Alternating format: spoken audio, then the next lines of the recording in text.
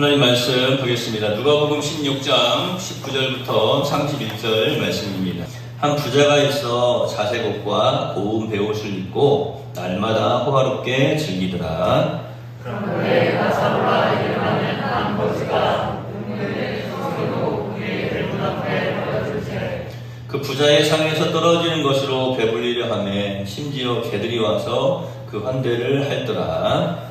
이에 그 거지가 죽어 천사들에게 건드려 아브라함의 품에 들어가고 부자도 죽어 장사되매 그가 음부에서 고통 중에 눈을 들어 멀리 아브라함과 그의 품에 있는 나사로를 보고 불러 이르되 아버지 아브라함이여 나를 긍휼히 여기사 나사로를 보내어 그 손가락 끝에 물을 찍어 내 발을 서늘하게 하소서. 내가 이 불꽃 가운데서 괴로워하나이다. 아브라함이 이르되 예, 너는 살았을 때 좋은 것을 받았고 나사로는 고난을 받았으니 이것을 기억하라. 이제 그는 여기서 위로를 받고 너는 괴로움을 받느니라. 그뿐 아니라 너희와 우리 사이에 큰 구렁텅이가 놓여 있어 여기서 너희에게 건너가자 앞에 갈 수 없고 거기서 우리에게 건너올 수도 없게 하느니라. 이르되 그러면 아버지여 구하노니 나사로를 내 아버지의 집에 보내소서. 내 형제 다섯이 있으니 그들에게 증언하게 하여 그대로 이 고통받는 곳에 오지 않게 하소서. 아브라함이 이르되 그들에게 모세와 선지자들이 있으니 그들에게 들을지니라.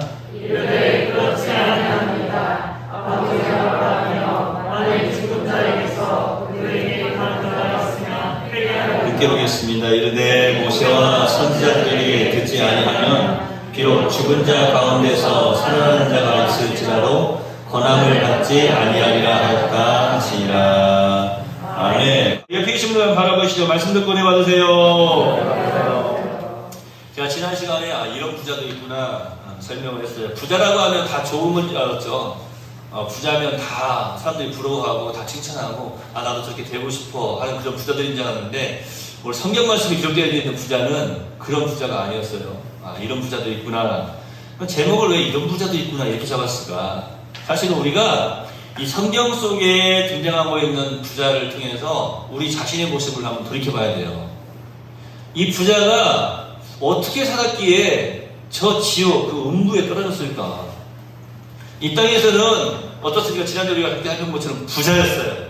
자색옷을 입고 권세도 있었고 많은 사람들에게 칭찬을 받고 호화롭게 생활하며 살지 않았습니까? 이 땅에서는 부러울 곳이 남부러울 곳이 없는 그런 삶을 살았어요. 그런데 그의 결국은 무엇이었습니까? 제가 지난주에 터닝 포인트를 이야기하지 않았습니까? 반전. 호화롭게 살더니 그런데 그 다음에 그냥 장면이 딱 바뀌어요. 그의 집 문 앞에 있던 거지 나사로는 개가 와서 자신의 헌대를 핥아도 쫓아낼 기운이 없을 정도로 비참한 삶을 살았고 그 부자의 상에서 떨어지는 부스러기라도 얻어먹으려고 하는 그런 거지의 삶을 살았다고 말하지 않습니까? 그런데 그 다음 장면은 무엇이었습니까? 이 상황에도 그는 아브라함의 품에 천국에 이제 지금 거하고 있지 않습니까? 그런데 이 부자는 이 땅에서는 남부러울 것 없는 그런 삶을 살았지만 그 터닝포인트, 반전이 딱 있죠. 그런데라고 하는 그 단어 뒤에는 무엇이 있습니까? 저 깊은 음부, 그 지옥에 떨어져서 물 한 방울, 그 물 한 방울. 제가 그것까지 말씀드리지 않았어요? 이 부자가 사실은 이 땅에서는 자기 집 대문을 지나다니면서 그 거지 나사로 쳐다보기만 했어요? 쳐다보지도 않았잖아요. 그런데 이건 뭐 자존심하고도 상관이 없는 거예요. 이 땅에서는 뭐 자존심 상해서 그 거지한테 나 물 한 컵만 주라 이렇게 말할 수 있겠어요? 그러지 않겠죠. 그런데 제발 물 한 방울만 내 입술에 좀 찍어서 한 방울만 좀 주세요. 이렇게 지금 말하고 있지 않습니까? 얼마나 고통스러운 것인가. 제가 뭐 지옥을 이야기할 때에는 뭐 불 지옥 그러니까 뭐 항상 이야기하는데 이렇게 뭐 저기 라이터 같은 걸로 이렇게 손가락을 이렇게 좀 대고 몇초나 견딜 수 있는지 또 우리도 또 현봉이 또 따라 하려 또 얼마나 견딜 수 있는지 말도 안 되죠. 그런 짓을 왜 합니까? 당연히 뜨거우니까 안 하죠. 이렇게 하는데 느껴보실 필요는 없지만 생각은 한번 다 하셔야 돼요. 너무나 고통스러운 곳에 지금 이 부자가 가 있는 거 아닙니까? 지옥의 고통을 당하고 있지 않습니까? 그러니까 우리가 이 부자가 이 땅에서 어떻게 살았기에 도대체 이런 하나님께 인정받지 못하고 예수님께 인정받지 못하는 그런 음부의 그런 지옥에 지금 떨어지게 되었느냐라고 하는 거예요. 그러니까 지난 시간에 우리가 첫 번째 살펴본 것이 제가 그걸 설명을 해드렸어요. 이 부자는 이 땅에서 살아갈 때에 목적과 수단을 혼동했다. 제가 지난주에 말씀을 마치고 난 다음에 가족들한테 한번 물어봤어요. 오늘 말씀의 핵심 포인트가 뭡니까? 오늘 말씀이 어떤 말씀이에요? 하고 한번 물어봤어요. 지난주에 우리 선생님들도 영상을 통해서 예배 말씀 들으셨죠? 제가 지금 물어보면은 눈빛이 지금 이 말씀에 도대체 삶의 목적과 수단을 혼동했다라고 하는 말이 무슨 말인가를 이해했을까? 그걸 한번 생각을 해봤어요. 제가 그래서 다시 한번 설명을 해드려야겠구나. 여러분, 제가 우리 예수님께서 우리에게 말씀하신 내용이 뭡니까? 너희는 먼저 그의 나라와 그의 의를 구하라. 이게 우리의 삶의 목적이 되어야 되는 거예요.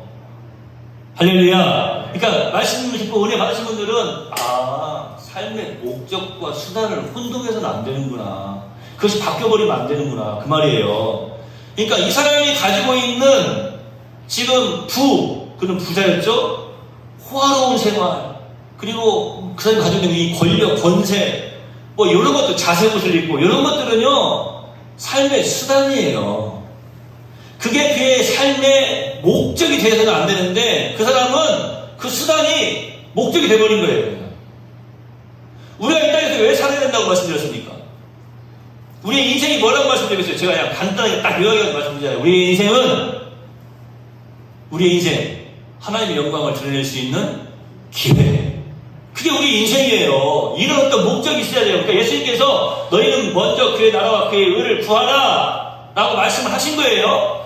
이게 우리의 목적이 돼야 돼요. 이것을 잃어버리기 때문에 사람들이 잘못된 삶을 사는 거예요. 그 다음에 뭐라고 말씀하실까? 그리하면 이 모든 것을 너희에게 더하여 주시리라. 그러니까 우리가 목적이 바른 삶을 살아가면은요, 우리에게 필요한 어떤 수단들은요, 우리의 삶의 인생의 수단들은요, 더하여 주시는 거예요.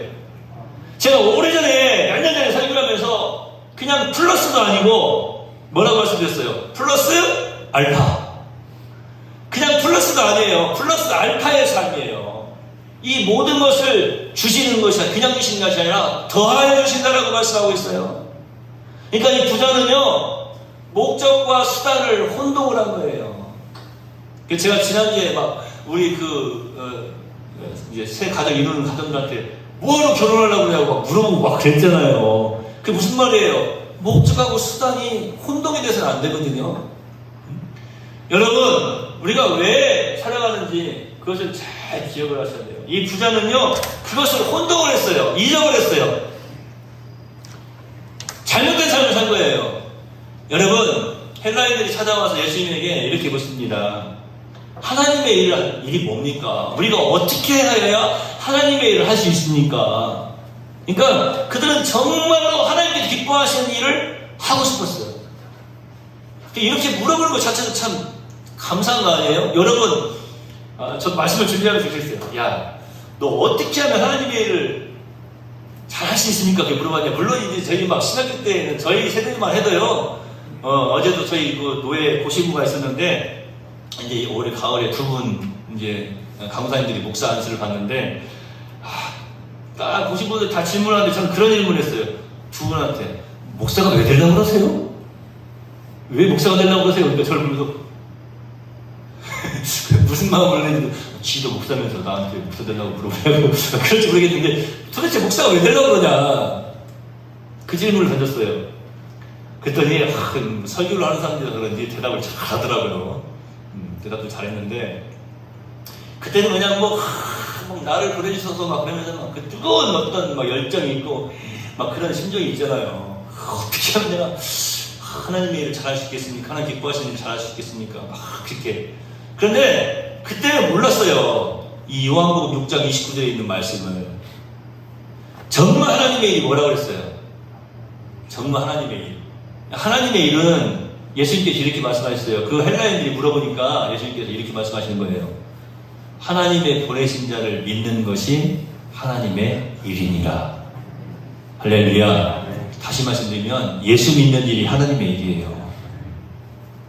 적어도 오늘 이 자리에 나와서 예배하시는 여러분들은, 오늘 함께 예배하면서 신앙생활하는 여러분들은 예수 믿는 사람들 아닙니까?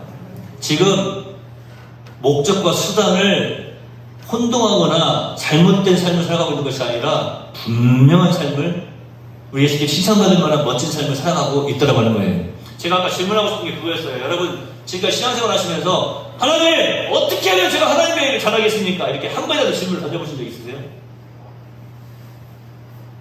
적어도 우리가 신앙인이라는 그런 질문을 한 번쯤은 해봐야 되지 않겠습니까?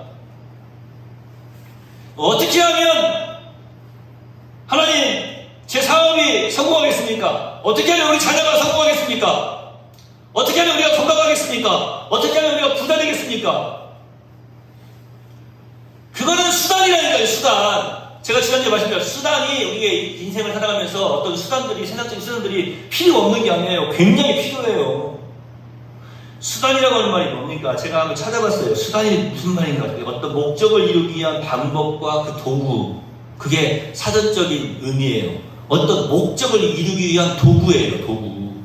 그러니까 이 땅에 살아가면서 어떤 수단이 절대 필요 없어. 그런 게 아니란 말이죠. 우리에게 필요한 것들이 많아요. 그렇지 않습니까? 그런데 그것이 목적이 돼서는 안 된다고 하는 말이에요. 그런데 부자는 그것을 혼동해버렸다니까요. 그러니까 우리가 이 부자의 삶을 통해서, 이 말씀들을 통해서 여러분 깨달아야 될 것이 있어요. 아, 내가 살아가면서 아무리 사람들이 칭찬하고 또 사람들한테 인정받는 그런 삶을 산다 할지라도, 그리고 내가 호화롭고 행복한 삶을 산다 할지라도, 이 분명한 나의 인생의 목적을 잃어버린다면 잘못 살고 있는 거예요. 부자는 지금 그것을 혼동했어요. 삶의 목적과 수단이 혼동되어지고 그것을 잃어버린 삶을, 분명한 삶의 목적을 잃어버린 그런 삶을 살았단 말이에요. 예수 믿는 여러분, 오늘도 이 자리에 잘 오셨습니다. 하나님께 예배에 성공하시기를 주의 이름으로 축원합니다. 옆에 계신 분 바라보세요. 당신은 사랑받기 위해 태어난 사람, 예수 믿기 위해 태어난 사람. 좀 언니 좀 예쁘게 바라봐요. 예수 믿기 위해 태어난 사람, 예수 믿기 위해 태어난 사람. 할렐루야. 그러니까 여러분 지금 하나님의 일을 하고 계시는 거예요. 부자는요, 쉽게 말해서 하나님의 일을 하지 않은 거예요, 이 땅에서. 그게 결정적인 요인인 거죠. 자, 여러분 삶의 목적과 수단을 절대로 혼동하지 마시기 바라고요. 오늘 또 하나 배웁시다. 이 부자가 어떤 삶을 살았는가 살펴봤더니요, 자기 중심적인 삶을 살았어요. 요즘 우리 주변에서 자주 들리는 말이 뭔지 아세요? 나만 아니면 돼. 이런 말들이 너무 잘 들려요. 나만 아니면 돼. 제가 불과 2주 전에 지금 서울에서 그런 어떤 스토킹 안타까운 일이 벌어졌을 때 그런 말씀 드리지 않았습니까? 그 방송을 보면서 미워만 하지 말고 기도해야 된다. 우리는 죄값은 그 사람이 당연히 받아야 돼요. 사형을 받든지 100년을 살든지 그거는 그 죄값에 따라서 이제 받는 것이고, 우리가 해야 되는 것은 그 사람 바라보면서 또 안타까운 모습들을 보면서 막 죽일 놈, 살릴 놈 그러지 마시고, 죽이고 살리는 건 우리가 해야 되는 게 아니고, 우리가 해야 되는 일은 뭐냐면 기도해야 되는 일이에요. 그리고 아이고 우리 애가 아니어서 다행이네, 혹시라도 이런 생각이 있다면 회개해야 돼요. 다행이네가 아니라 물론 감사할 수는 있어요. 하나님 감사합니다라고 기도할 수 있지만, 우리 애가 아니라 다행이네 이렇게 생각했다면 그것은 회개해야 될 내용이에요. 왜냐하면 지금 우리가 이 땅에서 함께 살아가고 있거든요. 요즘은요, 제가 참 얼마나 많이 이렇게 많은 죄들이 있는지 상상조차 할 수 없죠. 우리 어른들 엠번방이란 말 들어봤어요? 장모님, 엠번방이란 말 들어보셨어요? 요즘 막 또 나오죠? 들어보셨어요? 어떤 내용인지 아세요? 그냥 하여튼 잘못된 거죠. 근데, 이렇게 그 사건에 연루돼가지고 이렇게 피해를 당한 이 어린 학생들 그 이야기들 이렇게 인터넷 보면 이렇게 찾아보거든요. 그러면은 정말 사람이 이런 짓도 할 수 있구나, 이렇게까지 잔인해질 수가 있구나, 악해질 수가 있구나, 그런 생각이 들더라고요. 실제로 제가 중학교 정도 됐을 때에 수사반장이라고 하는 최불암 씨가 나왔어요. 수사반장이라고 하는 그런 드라마가 있었잖아요. 그런데 처음에 거기서 어떤 사람이 나와가지고 칼로 사람을 찔러 죽이는 모습을 보고 TV를 보다가 놀래서 심장마비가 죽은 사람이 있었어요. 실제로. 그죠? 그래가지고 그다음부터는 이제 칼도 다 모자이크 처리도 하고, 그 다음에 그 모습도 안 보여줘. 실제로 확 찔러가지고 죽이는 모습을 보고 놀래가지고 심장마비로 죽은 거예요. 그때 제가 한번 그런 이야기 했어요. 사람을 찔러 죽이는, 지금 드라마에서 찔러 죽이는 모습을 보고 심장마비로 놀래서 죽었어. 그때는 그만큼 순수했다는 거예요. 사람들이 죄에 대해서. 그런데요, 지금은요, 30년 전에 비해서 지금 이 사람들이 공유하는 지식의 이 속도는요, 비교할 수조차 없는 거예요. 30년 전에는 100년을 통해서 알 수 있는 지식을 요즘은요, 1시간 그냥 인터넷 서핑하면 알 수 있는 거예요. 1시간만 둘러보면 알아. 그냥 그 100년 동안 얻을 수 있었던 지식 다 알아볼 수 있다는 거예요. 이게 무슨 말인가 하면은 좋은 부분도 있지만 정말로 무서운 일인데요. 악한 범죄의 내용들이 다 지금 알려지고 있다고. 무슨 말이냐? 내가 꼭 그 죄를 지어서 내가 죄인이 아니라 나도 그 죄에 지금 똑같이 어떻게 보면 그 죄를 알게 되는 거예요. 알게 되는 거. 자, 여러분, 이 부자가 자기 중심적인 삶을 살았다라고 하는 것을 제가 지금 설명을 해드려야 되는데, 이 부자의 모습 속에서 나의 모습이 있는지 한번 점검해 보셔야 됩니다. 너무나 중요한 것이기 때문에 우리 예수님께서 지금 우리에게 말씀해 주셨어요. 여러분, 예수님께서 여러 가지 비유를 말씀하셨어요. 혹시 우리 성도님들 중에 제가 전에 비유 설교 여러 번 외쳐서 했잖아요. 그죠? 비유라는 말이 헬라어로 무슨 말인지 기억하고 계신 분 계세요? 제가 재미있는 예를 하나 들어서 설명해 드렸는데, 비유라고 하는 말이 헬라어로 뭔지 아시는 분, 기억나시는 분?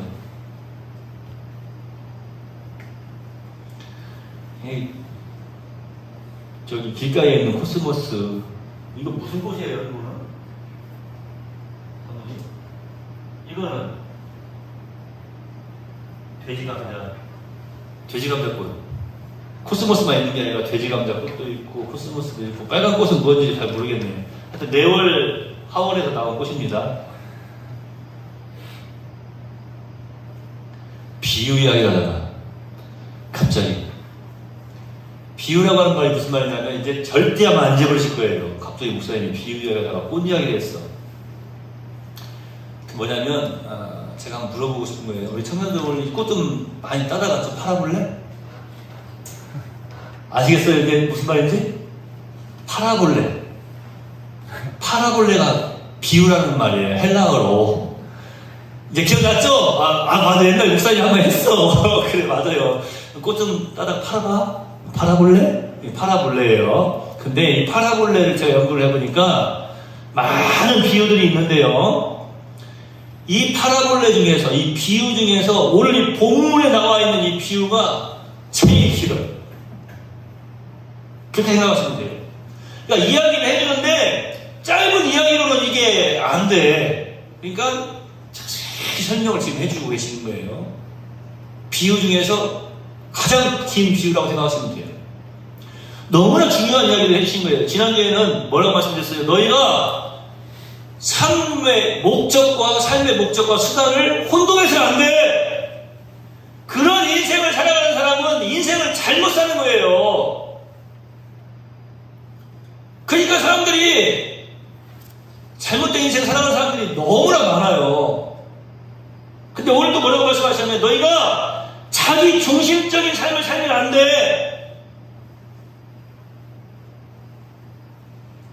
오늘 본문 말씀에 기록되어져 있는 이 부자의 그 대화, 이 부자가 말하는 그 모습을 살펴보면은요, 나와 나의 나라고 하는 1인칭 대명사가 계속해서 나열되고 있어요. 그는 그의 생애에 자기를 너무나 강조하며 살아왔기 때문에 나의, 내 이런 단어들이 많이 사용되어졌지 우리의, 우리와 뭐 요런 말을 쓸 능력을 상실한 너무나 1인칭 대명사 나 오직 나의 나라는 존재가 무엇입니까? 여러분 여기서부터 좀 깨달음이 있으셔야 돼요. 사실은요 이 세상에는 하나님 한 분 외에 그 누구도 홀로 설 수 있는 존재가 없습니다. 우리는요 모두가 우리라고 하는 공동체 속에서 서로 돕고 또 서로 도움을 받으면서 살도록 지어진 우리예요. 우리. 전에 한번 어떤 분이 그런 표현을 써요. 우리 덩어리들. 참 멋진 말이더라고요. 그냥 우리도 어떻게 보면 그냥 덩어리인데 우리 덩어리들.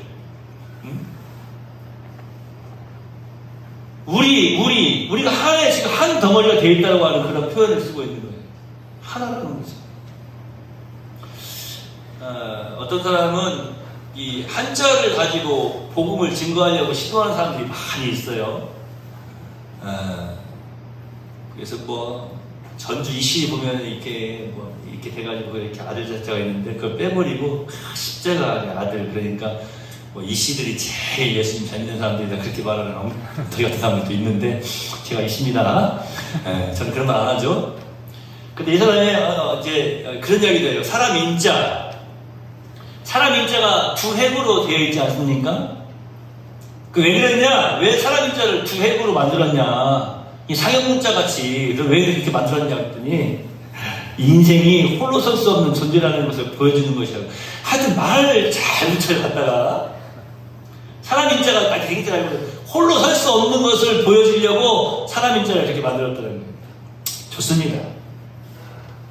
오늘 본문 말씀에 있는 이 부자는요 이기주의라고 하는 그 불치의 병에 걸려있는 사람이에요. 이 이기주의는요 병이에요.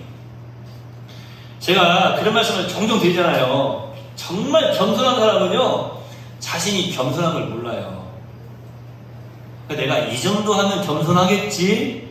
예? 내가 이 정도 하면 겸손하겠지라고 생각하는 그 순간 그것은 교만이에요.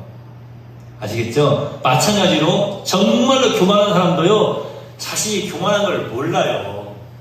자신이 교만한 것을 아는 순간 그것은 어떻게 보면 겸손이 되는 거예요. 그걸 고치려고 하지 않겠어요. 근데 정말 교만한 사람도 자신이 교만한 걸 모르는 거예요. 그러니까 여기 본문에 나타나 있는 이 이기주의자, 정말 이 부자는요 병에 걸려 있어요. 불치병. 이 이기주의라고 하는 불치병. 그 이기주의에서 헤어나올 수 없는 그런 사람이 돼버린 거예요. 그러니까 이 사람은 지금 생각 이렇게 하는 거예요. 마치 자기 혼자 밭을 갈고 곡식을 자라게 했고 자기 혼자 추수도 했고 다 내가 다 한 거야. 그러니까 이런 거예요. 잘 들어보세요. 부와 모든 재산이 어떤 다른 사람들의 수고 혹은 우리라고 하는 어떤 공동체를 활용한 그런 결과임을 깨닫지를 못하는 사람이에요. 뭐 종들이 있어? 종들은 일을 해. 그래서 내 땅에서 내 곡식들을 걷어들여. 그들이 왜 내 곡식을 걷어들여? 너희들은 내 종이니까. 내가 월급 주잖아. 내가 돈 줬잖아. 내가 먹여 살려주잖아. 그 땅이나 그 곡식뿐만 아니라 노예인 너희들도 내 거야. 그러니까 다 내가 한 거야. 자색 옷을 입고 그의 재산이 부자가 되고 지금 현재 호화로운 생활을 하고 이 세상에서 살고 있는 그 모든 자신이 누리는 것들이 지금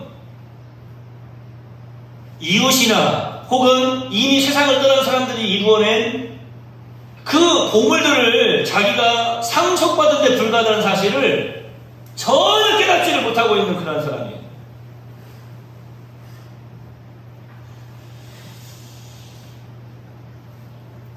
여러분, 우리는 공동체 속에서 서로 의존적인 존재임을 절대로 잊어서는 안 됩니다. 특별히 교회 안에서 이 공동체성이 사라지잖아요.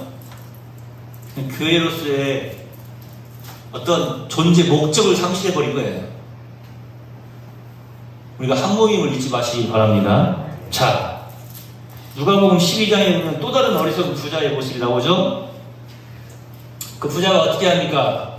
그 마음에 생각하기를 내가 이제 곡식을 쌓아둘 곳이 없으니까 창고를 더 많이 지어야 되겠다 해가지고 한마디로 큰 창고를 지었어요. 기존에 있던 이제 허름한 건 다 이제 허물어버리고 큰 창고를 지어가지고 거기다가 그냥 곡식을 가득가득 채워뒀습니다. 지금 뭐 이렇게 말하니까 우리 농사 짓는 분들은 목사님 아시잖아요. 요즘 뭐 쌀값 때문에 난립니다. 그러니까 곡식이라고 하지 말고 그러면 거기다가 황금을 가득가득 쌓아. 목사님 달러 강세 때문에 황금도 값이 떨어졌다는데 달러를 가득가득 쌓아놨다 갑시다. 그 창고에다가 100달러짜리 달러를 뭐야? 창고에다가 그냥 가득가득 아멘하는 사람은 한 명도 없네. 가득가득 쌓아놨어. 그러면 뭐라고 말합니까? 내 영혼에게 이르되 내 영혼아 여러 야기 평생 쓸 물건을 이렇게 많이 쌓아두었으니까 평안히 쉬고 먹고 마시고 즐거워하자. 그리고 거기서 그 다음에 있는 단어 하나가 나와요. 하되. 터닝포인트예요. 그게 반전. 하되. 평생 동안 평안히 먹고 쉬고 즐거워하자. 즐기며 살자. 행복한 삶을 살자라고 생각하고 그렇게 자기에게 야 이제 할만하네. 그렇게 살 거야. 행복하게 살 거야. 하되 그렇게 말했지만 그날 밤에 하나님이 그 영혼을 데리고 가시는 거예요. 그러면 그것이 누구의 것이 되겠느냐라고 질문을 던집니다. 예수님께서 저에게 던지는 질문이었던 것 같아요. 우리에게 던지는 질문 아닙니까? 이 부자를 보세요. 얼마나 자기중심적인 사람입니까? 그는 물질뿐만 아니라 심지어 자기의 영혼도 자기 것으로 생각을 했어요. 착각을 한 거예요. 왜 그런다고요? 모르니까 그러는 거예요. 모르니까. 여러분, 하나님께서 그 영혼을 그날 밤에 데려가심으로 그가 예비한 것이 누구의 것이 되겠습니까? 자기를 위하여 재물을 쌓아두고 하나님께 대하여 부여치 못한 자가 이와 같으니라 라고 말씀을 하셨어요. 우리 예수님께서 하나님께는 부유하지 못한 자, 자기 중심적인 삶을 살아가는 사람은요 절대로 하나님께 부유한 자가 될 수가 없는 것입니다. 자기 중심적인 사람은 결국에 이렇게 어리석은 부자와 같이 된다는 경고의 말씀을 지금 우리에게 해주고 계시는 거예요. 그러니까 오늘 본문에 누가복음에 나타나는 이런 부자뿐만 아니라 이 창고에 쌓아두는 이 어리석은 부자, 그런 어리석은 부자도 있는 거예요. 둘 다 자기 중심적인 그러한 사람. 질문 한번 던져봅시다. 예수님께서 우리에게도 지금 질문을 던지셨다고 말씀하셨잖아요. 그것이 누구의 것이 되겠느냐? 여러분 한번 또 생각을 한번 해보세요. 오늘 아침에 물론 뭐 샴푸도 안 하실 수도 있고 그러지만 희찬아 혹시 오늘 아침에 양치했어?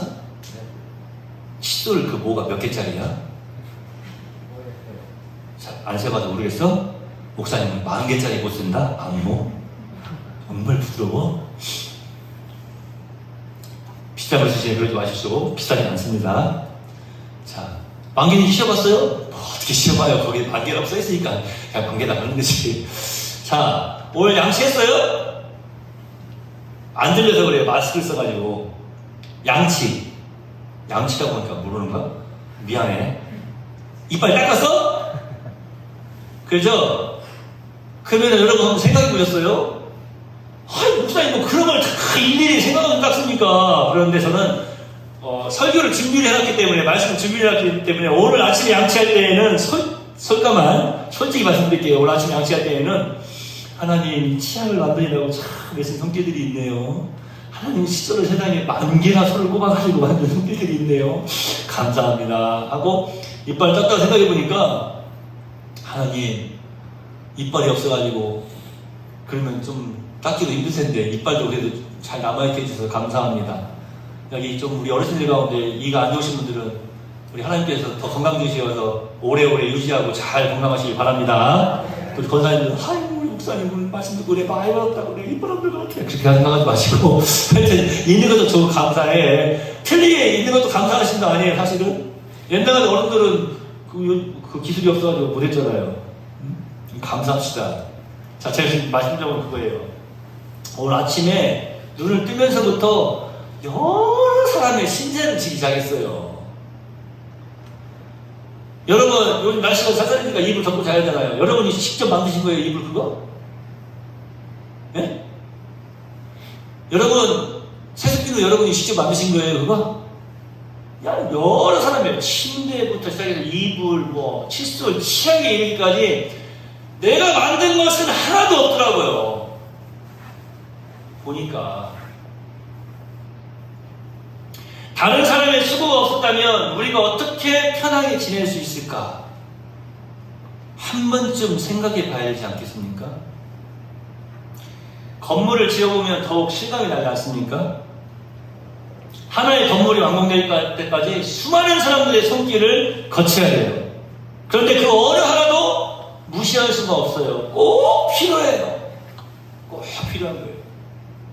제가 우리 청년한테 전화하시면 좋은 경험했다고 생각했더니 좋은 경험인데요 다시 살면서 그런 경험 안 하고 싶어요. 그렇게 이야기를 제가 맞아.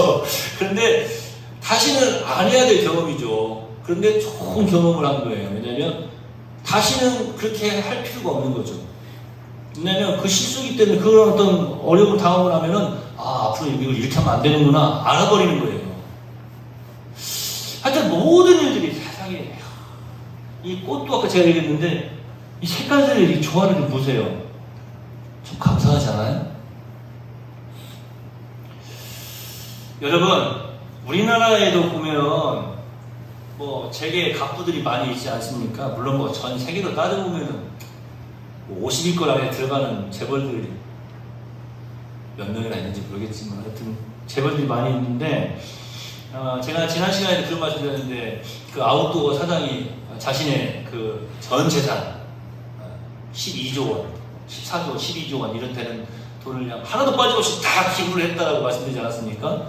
지구 살리기 운동 공부에 환경 지키기 위해서 저는 그거 보면서 그렇게 기도를 했어요. 우리나라 갑부들도 부자들도 좀 이렇게 사회에 좀 기부하고 환경 살리기 운동 공부에 이렇게 기부하면 얼마나 참 멋져요.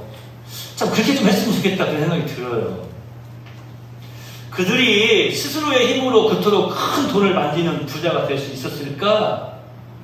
생각해 봐야 돼요. 아니거든요. 그런데 우리가 아무리 이야기를 해봤자 소용이 없어요. 그거는 자신들이 깨달아야 되는 거죠. 왜냐하면 우리는 이렇게 생각할 수 있어요. 그래도 그런 사람들이 있어서 우리나라가 지금 경제적으로 지금 다 발전해 나가고 있는 거야.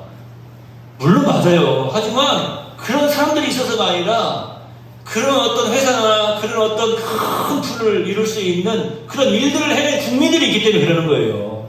이걸 먼저 깨달아야 되거든요. 제가 지금 공산주의 이론을 말하는 거 절대 아닙니다. 여러분 오해하지 마세요. 밑바닥에서 이름도 모르게 땀 흘린 노동자들의 수고의 결실이 없었다면 그들의 부는 절대로 불가능한 거예요.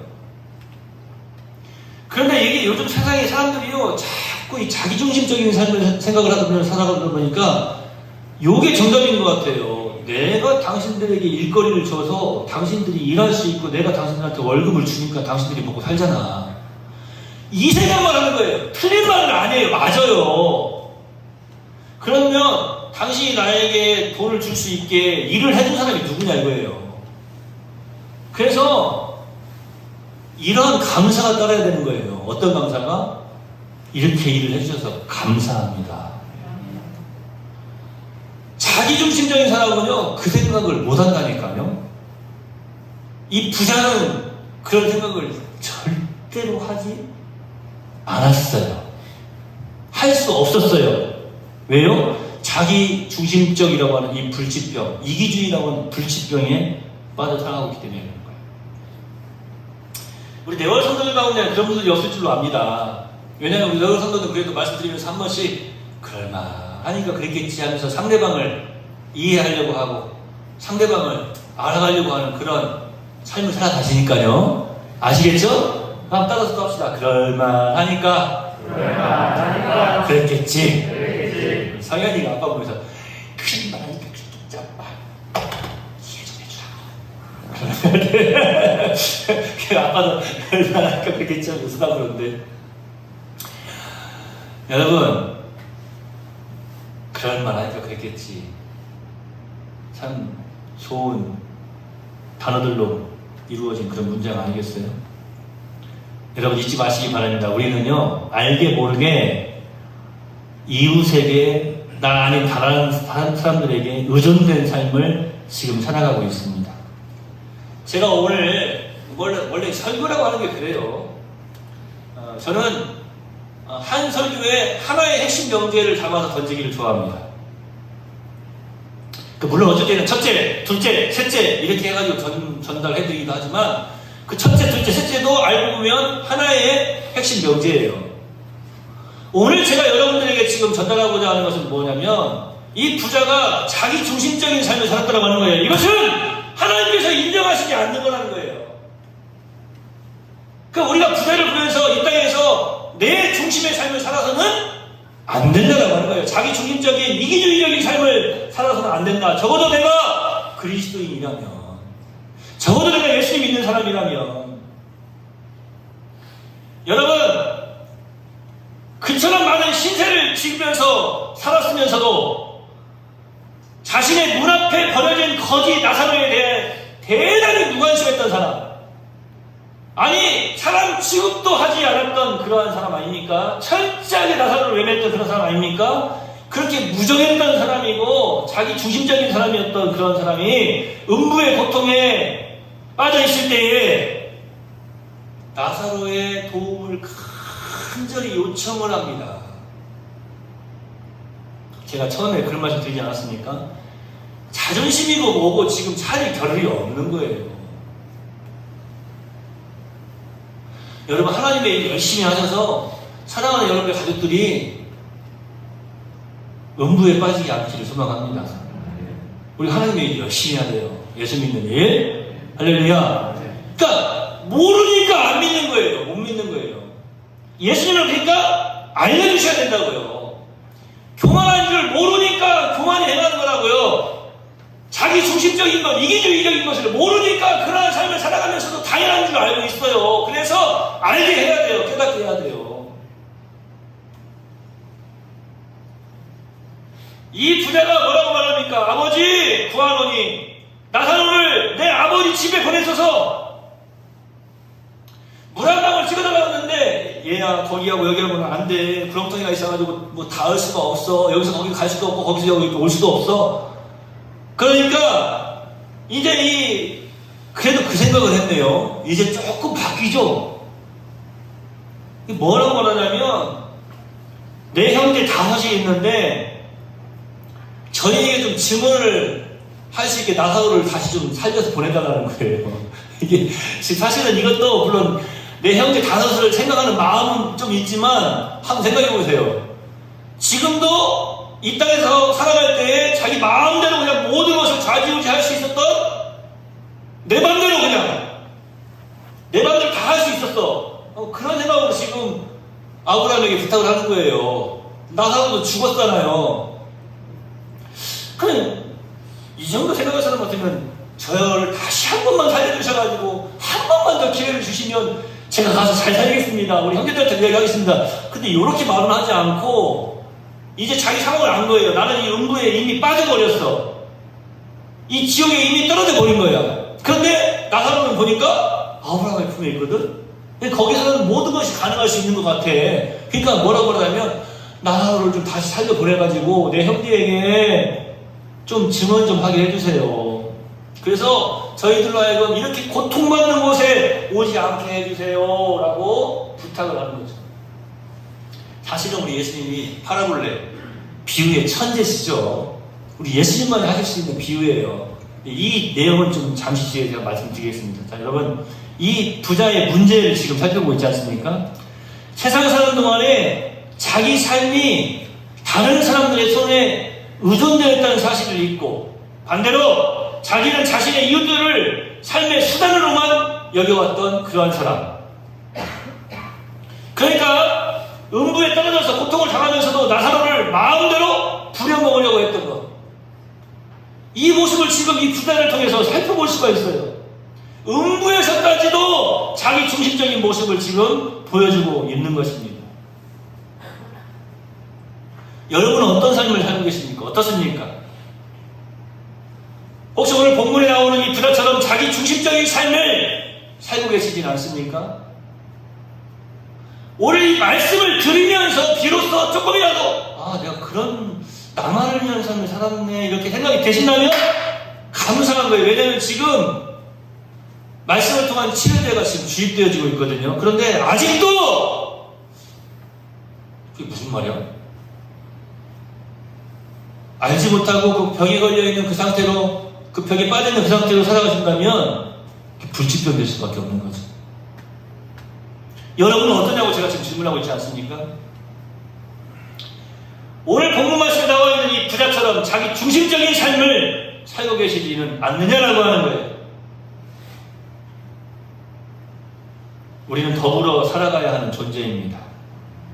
이 사실을 잊을 때에 자기만 아는 자기 중심적인 사람이 되고 마는 거예요.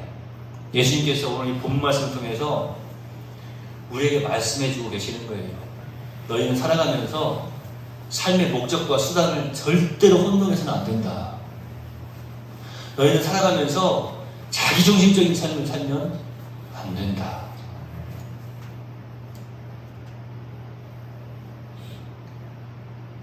오늘 예수님이 우리에게 질문을 던지고 계십니다.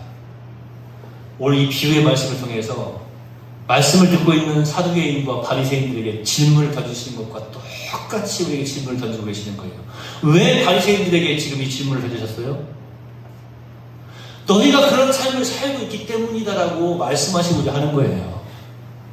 우리에게도 지금 질문을 던지고 계시는 거예요. 너희가 이 본문에 나오는 부자처럼 자기 중심적인 삶을 살고 있지는 않느냐? 기도하겠습니다. 하나님, 다시 한번 이 말씀을 통하여서 우리 인생을, 우리 삶의 모든 분야를 되돌아봅니다. 자기 중심적인 삶을 살았던 그 부자를 향하여서 우리 주님은 어리석은 부자라고 말씀하셨습니다. 어리석은 그리스도인 되지 않게 하옵소서. 우리가 적어도 예수인이라면, 우리가 적어도 그리스도인이라면, 우리가 예수님 안에서 한 몸이요 한 공동체를 이루며 살아간다고 하는 것을 잊지 않게 하시고, 나 자신뿐만 아니라 내가 만날 모든 사람들을 돌아볼 줄 아는, 또 섬길 줄 알고 감사할 줄 아는, 그래서 우리의 삶을 통하여서도 하나님의 영광을 드러낼 줄 아는 지혜로운 자들이 다 되도록 인도해 주시옵소서. 극단적인 자기 중심의 이기주의에 빠져서 살아가지 않게 하시고, 우리 네월교회가 집단 이기주의에 빠져 살아가지 않게 하옵시며, 이 나라 또한 아버지 하나님 악하고 더러운 이기주의에 빠져 살지 않도록 지혜를 더하시고 은혜를 베풀어 주시옵소서. 하나님의 일이 무엇인지 깨달아 알게 하시고, 이제 하나님의 일을 잘 수행할 수 있는 은혜를 베풀어 주시니 감사합니다. 우리 모두가 예수님 잘 믿게 하옵소서. 뿐만 아니라 알지 못하여서 예수님을 믿지 않는 그들에게 예수님을 잘 전할 수 있도록 은혜를 더하여 주시옵소서. 나만 아니면 되라고 하는, 나만 지옥에 가지 않으면 돼, 내 가족만, 우리 자녀들만 지옥에 가지 않으면 되라고 하는 그런 이기주의에 빠져 살지 않게 하시고, 주님께서 허락하시는 동안 이 땅에서 만나는 모든 사람들에게 예수님을 증거하는, 복음을 증거하는 여기 있는 주의 백성들이 다 되도록 인도해 주시옵소서. 다시 한번 우리에게 질문을 던지신 주님의 음성을 잊지 않게 하옵소서. 너는 이 어리석은 부자와 같이 자기중심적인 삶을 살고 있지 않느냐? 이러한 질문에 아닙니다 주님, 주님께서 기뻐하시는 믿음의 삶으로 영광을 올려드리겠습니다 고백할 줄 아는 멋진 신앙인들이 다 되게 하옵소서. 예수님의 이름으로 거룩하신 아버지 하나님께 축복하며 기도하옵나이다. 아멘. 우리 다